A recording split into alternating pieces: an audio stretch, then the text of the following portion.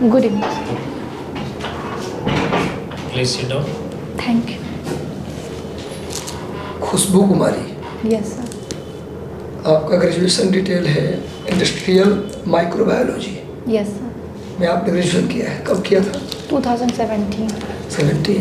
क्या होता है industrial microbiology? Sir, micro organism का यूज इंडस्ट्री के बेस पे माइक्रोबायोलॉजी में इसका अध्ययन किया जाता है। बिहार में कुछ उद्योग की संभावना बताइए जिसमें माइक्रोबायोलॉजी का उपयोग होगा। सर, डेयरी उद्योग है जिसमें माइक्रोबायोलॉजी का यूज होता है, और फूड वेस्ट इंडस्ट्री भी लगाई जा सकती है। जैसे बिहार में अच्छा खासा मक्के का उत्पादन किया जाता है, तो इसमें हम लोग माइक्रोबायोलॉजी का यूज कर सकते हैं। और क्या बनाएंगे उससे हम? सर, मक्के से ग्लूटीन बनता है, मक्के से ऑयल बनता है, फाइबर बनता है जो हम लोग मुर्गी जो होती है मुर्गी पालन के लिए वो लोग यूज करते हैं। उसके बाद स्टार्च बनता है जो अलग इंडस्ट्रीज़ वाले यूज करते हैं। उसके बाद फिर सर इससे ऑयल भी बनाया जाता है।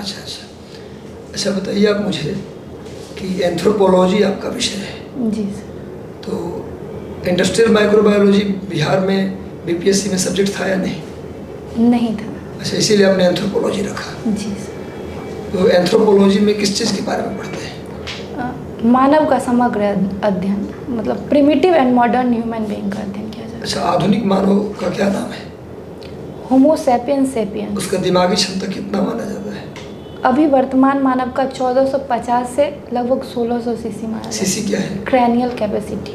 अच्छा, गुड, वेरी गुड। आपने 2017 में ग्रेजुएशन किया, तब से क्या कर रहे हैं आप? सर, सिविल सर्विस का प्रिपरेशन। केवल प्रिपरेशन कर रहे हैं इतने दिनों से? जी सर। कुछ और ट्राई नहीं किया? सर, मैंने 1 महीने जॉब किया सुधा डेयरी में। उसके बाद फिर मुझे थोड़ा हार्ड लगा कि जॉब करना और पढ़ना। तो फिर हाल ही में भारत में 2 बड़े संगठनों का सम्मेलन हुआ है। विश्व स्तर के 2 बड़े संगठन हैं जिसका सम्मेलन इंडिया में हुआ है। कौन कौन से संगठन है? G20 समिट और SCO समिट। G20 की स्थापना क्यों किया गया था और कब किया गया था? सर, कब किया गया था अभी याद नहीं है, but G20 summit economic cooperation, world level का जो भी इशू है जैसे क्लाइमेट चेंज, इस एक सब। बड़ी घटना थी जी। जिसके बाद G20 अस्तित्व में आया। कौन सी घटना थी? सर, अभी रिकॉल नहीं। G20 में ट्रोइका क्या होता है? ट्रायो का सर, जो पिछले बार के प्रेसिडेंट हैं और जो वर्तमान प्रेसिडेंट और जो अगले प्रेसिडेंट बनेंगे, जो हेड करेंगे, उन तीनों का ग्रुप है ट्रायो का, G20 ट्रायो का। गुड। SCO क्या है? संघाई कोऑपरेशन ऑर्गेनाइजेशन। अभी हाल ही में SCO के परमानेंट मेंबरशिप मिला है किसी देश को? सर, ईरान को मिलने वाला था। मिलने वाला था? 9th मेंबर बना है सर ईरान। अच्छा, G20 में अभी हाल ही में एक संघ को शामिल किया गया है। जी सर। किसको? African union. कितने मेंबर है अफ्रीकन यूनियन में? 54। 54 कंफर्म है? जी सर। कंफर्म है 54 है? जी सर। अच्छा, कोई बात नहीं। आपका हॉबी है ट्रैवलिंग? जी सर। घूमती हैं आप? जी सर। कहाँ कहाँ घूमी है भारत में? बिहार में और पूरे भारत में कहाँ कहाँ घूमी है? सर, दार्जिलिंग। दार्जिलिंग गए? जी सर। और? सिक्किम। सिक्किम में कहाँ गई? सर, सिक्किम में गैंगटॉक। अच्छा, और कहाँ गई? और सर पटना। अच्छा, और? यूपी बनारस BHU, अच्छा, बनारस घाट। अच्छा, बनारस गए हैं आप। 3-4 जगह ट्रैवलिंग आपकी हॉबी है, तो और जगह घूमना चाहिए आपको। सर, क्यों नहीं घूम पाए? 3-4 जगह का नाम बताया आप। इतना तो कोई भी चला जाता है। बनारस बगल में है, पटना के रहने वाले आप होंगे बिहार के, तो इतना तो कोई भी जाता है। हॉबी है तो हॉबी तो आदमी जब भी खाली समय होता है तो पूरा करता है आदमी। हॉबी तो खाली समय की चीज़ है। जब भी आप अपने मुख्य काम से फ्री हुए या बोर हुए तो हॉबी वाले काम करते हैं आप। तो फिर यही 3-4 जगह घूमे हैं आप। सर, ज़्यादा टाइम भी नहीं मिल पाता, और फिर घूमने के लिए अकेले जाना फिर पेरेंट्स लोग का थोड़ा ये रहता है। बनारस गए आप? जी सर। घूमे अच्छे से? जी सर। कौन कौन से घाट घूमे आप? घाट घूमे? बनारस घाट। बनारस घाट है? सर, बनारस नाम का घाट है? सर, बनारस में जो घाट है उसको बनारस घाट ही बोला। नहीं, अस्सी घाट नाम सुना? नहीं सर। BHU गए थे आप? जी सर। किसने किया था स्टेब्लिश BHU को? बनारस में मदन मोहन मालवीय सर 1916 में BHU एस्टेब्लिश किए थे। इनका नाम परिवर्तन करके BHU किया गया था। इससे पहले इसके गैंगटोक गए आप? किस लिए प्रसिद्ध है गैंगटोक? गैंगटोक सर वो एक बर्फीला इलाका है वहाँ सर, वहाँ पे एक सिक्किम में कंचनजंगा नेशनल पार्क अच्छा, भी है। माइक्रोबायोलॉजी आपका विषय है। जी सर। 2 बैक्टीरिया का नाम बताइए जो इंसान के जीवन में यूज होता है, हानि नहीं पहुंचाता। लैक्टोबैसिलस जो दही में होता है और मनुष्य के बॉडी में होता है। कौन सा? चलिए कोई बात नहीं सर। सब्जेक्ट का इनका माइक्रोबायोलॉजी। जी सर। Industrial microbiology. चलिए तो कुछ आपसे माइक्रोबायोलॉजी से ही पूछा जाए, कंफर्टेबल हैं आप उसमें? जी सर। अच्छा, तो बैक्टीरिया के बारे में तो आप लोगों ने बढ़िया रिसर्च किया होगा बहुत सारा। शेप के बेसिस पर कुछ बताइए, बैक्टीरिया के टाइप्स कितने सारे होते हैं? Rod shaped, cocci. Rod shape को क्या कहते हैं, उसके लिए कुछ specific term? Sir bacilli I thought. ठीक है, बैसिलस। और कोकाई? कोकाई कैसा होता है? सर उसका शायद लंबा शेप होता है। रॉड शेप तो अभी आपने बैसिलस को कहा, तो कोकाई लंबा कैसे होगा? गोल होगा। गोल होता है, ठीक है। और सर अभी 2 ही याद है। 2 ही आते हैं। जी सर। और डिजीज कुछ बताइए, बैक्टीरियल डिजीज कुछ बताइए, ह्यूमन को जो इफेक्ट करते हों, कोई 5 जो आप बता सकें। सर हैजा, टाइफाइड। बैक्टीरिया के नाम के साथ बता सकें अगर तो? Mycobacterium tuberculosis TB। ठीक है सर अभी याद नहीं आ रहा। अच्छा, कोई नहीं। आप अपना कोई भी 2 स्ट्रेंथ और 2 वीकनेस बताइए। सर मैं हार्ड वर्किंग हूँ और मेरे में पेशेंस है। ये क्या है आपका, वीकनेस या स्ट्रेंथ? स्ट्रेंथ। स्ट्रेंथ है, ठीक है। वीकनेस बताइए। वीकनेस सर थोड़ा मैं फास्ट फूड खाना ज़्यादा पसंद करती हूँ जो हेल्थ पे नेगेटिव इम्पैक्ट डालता है। ठीक है। और मैं थोड़ी इंट्रोवर्ट हूँ, मुझे मैं ज़्यादा लोगों के साथ बात नहीं करती। अच्छा, आपका जो सब्जेक्ट है इंडस्ट्रियल माइक्रोबायोलॉजी, इसका इस PCS एग्ज़ाम में क्या कंट्रीब्यूशन हो सकता है? सर जैसे इंडस्ट्रियल माइक्रोबायोलॉजी में हम लोग ट्रेनिंग कहते हैं वर्मिंग कंपोस्टिंग। तो अभी हम लोग सॉइल की फर्टिलिटी को ठीक करने के लिए और केमिकल फर्टिलाइजर पे से अपना डिपेंडेंसी घटाने के लिए वर्मिंग कंपोस्टिंग को बढ़ावा दे सकते हैं। इससे किसान को ये फ़ायदा होगा कि उनकी जो फर्टिलाइज़र के लिए वो लोग जो पैसा खर्च करते हैं वो कम हो जाएगा और वो लोग इंडिपेंडेंट होंगे इस क्षेत्र में। और आप किस जिले से बिलोंग करती हैं? सर समस्तीपुर। अच्छा, समस्तीपुर के बारे में कुछ बताइए जिससे उसके बारे में ब्रीफ नॉलेज हम लोगों को मिल जाए, शॉर्ट में कुछ बताइए। सर समस्तीपुर बूढ़ी गंडक नदी के पास है और ये पहले दरभंगा का क्षेत्र था। 1972 में इसको अलग कर दिया गया है। इसको मिथिला का द्वार कहा जाता है। हाजी शमसुद्दीन के नाम पर इसका नाम शमसुद्दीन पूर्ण नाम था समस्तीपुर का पहले, जिसका भ्रंश रूप समस्तीपुर है।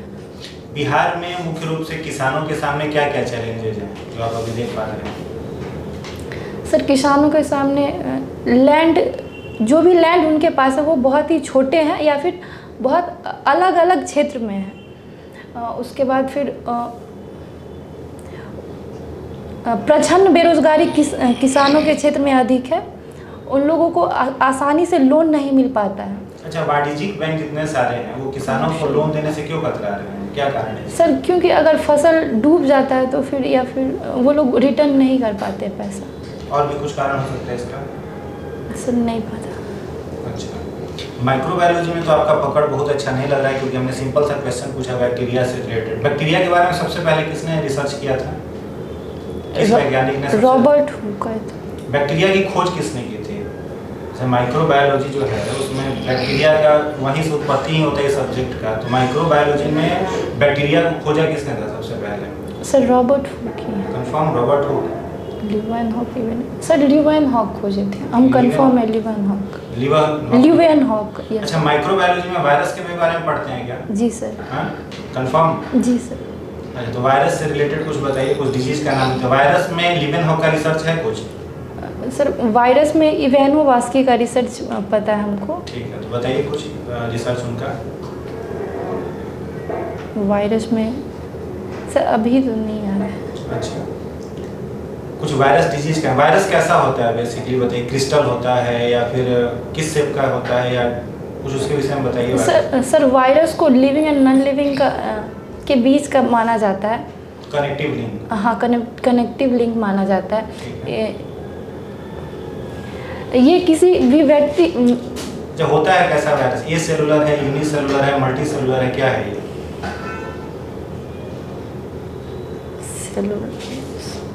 सर अभी लोकोमोटरी ऑर्गन कुछ वायरस का, वायरस लोकोमोशन किस मीडियम में करेगा, उसका कुछ लोकोमोटरी ऑर्गन होता है? सर वायरस का लोकोमोटरी ऑर्गन के बारे में नहीं पता, बट इतना हम जानते हैं कि वायरस अगर किसी व्यक्ति को इन्फेक्ट करता है तो उसके बॉडी में जाके वो ग्रोथ करता है। इसका कोई लोकोमोटिव ऑर्गन शायद नहीं होता है। अच्छा, वायरस एक्सेप्शन किस चीज़ के लिए है? सेल थ्योरी का एक्सेप्शन है, ऐसा सुनिए आप? सेल थ्योरी का एक्सेप्शन वायरस है क्या? नहीं पता है। कोशिका सिद्धांत किसने दिया था? Cell theory. घबराइए मत, आराम से उत्तर दीजिए, कोई ऐसा नहीं है, सोच के आराम से उत्तर दीजिए, आप अच्छा जानते हैं। आप बहुत अच्छा आंसर दे रही हैं, बस थोड़ा सा घबरा गई हैं। घबरा गई। अब आराम से उसका सिद्धांत सर ने पूछा किसने दिया, देखिए बीच में आप सोच सकती हैं, कुछ जरूरी नहीं कि बहुत जल्दी तुरंत उत्तर देने की आवश्यकता नहीं है। सर सेल थ्योरी 2 वैज्ञानिक दिए थे, अभी उनका नाम हमको याद स्लाइडेन और स्वान। स्लाइडेन और स्वान, यस सर। तो वायरस एक्सेप्शन था उस सेल थ्योरी का? सर अभी सेल थ्योरी नहीं याद अच्छा, है। ठीक। सर सेल थ्योरी में ये बोलो। सर सेल थ्योरी में ये था कि पेरेंट से डॉटर सेल बनते हैं। नहीं, वो तो मियोसिस माइटोसिस। ठीक है सर। खुशबू, मनुष्य की उत्पत्ति कब हुई है? मनुष्य की उत्पत्ति सर मतलब हम आपका क्वेश्चन नहीं समझ पाए। होमोसेपियंस कब आए? सर होमोसेपियंस की उत्पत्ति माना जाता है कि नवपाषाण काल में।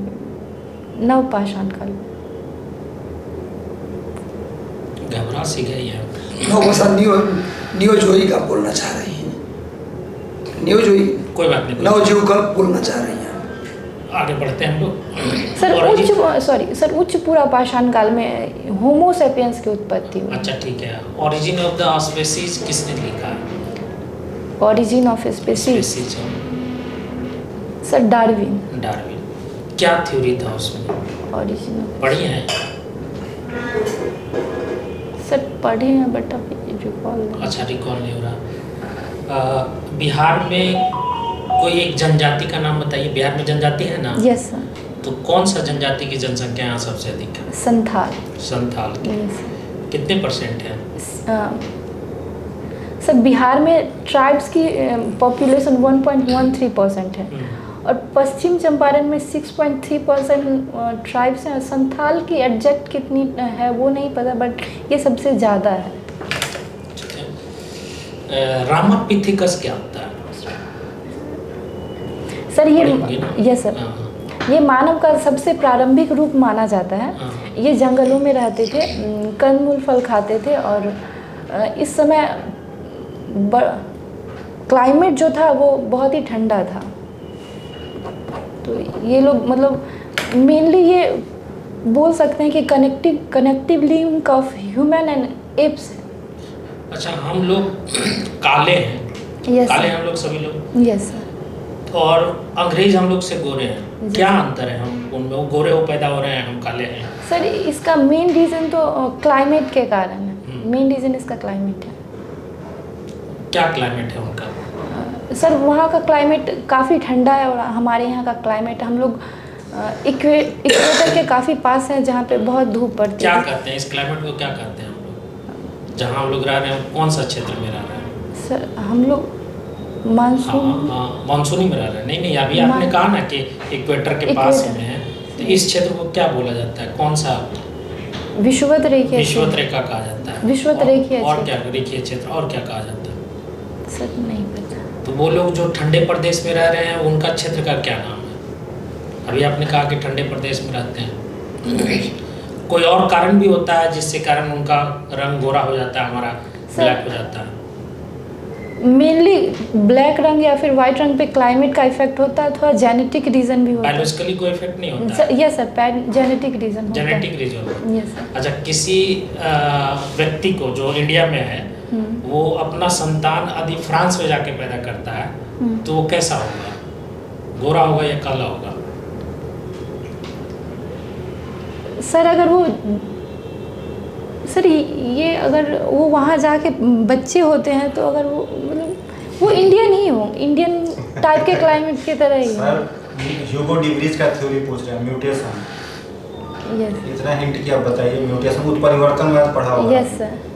वो क्या है, उसके बारे में सर बताइए। म्यूटेशन जीन में कुछ परिवर्तन आ जाना म्यूटेशन है। कैसे वो परिवर्तन? कैसे? वही सर ने हाँ, पूछा वही तो है। जानना चाह रहे थे आप। सर ये माइग्रेशन के कारण होता है, म्यूटेशन माइग्रेशन के कारण कोई भी बात होता नहीं है। सर,